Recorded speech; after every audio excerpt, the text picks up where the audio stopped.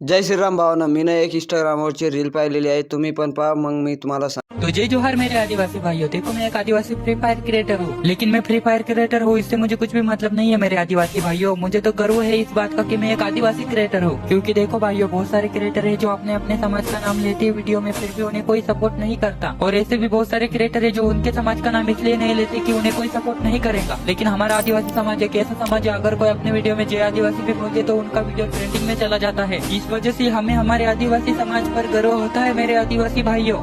तर तुम्ही ना व्हिडिओ पाहिलेला आहे, यांनी सांगितलंय की यांचा आदिवासी समाज यांना फुल सपोर्ट करतो, पण आपले मराठीचे लोकांना कोणी सपोर्ट करत नाही का? सपोर्ट करतात, पण आपले लोक आपल्याचे व्हिडिओ जे आहेत ते बनवत नाही, ते हिंदीमध्ये शिफ्ट होऊन जातात, कारण की त्यांना चांगला सपोर्ट भेटत नाही।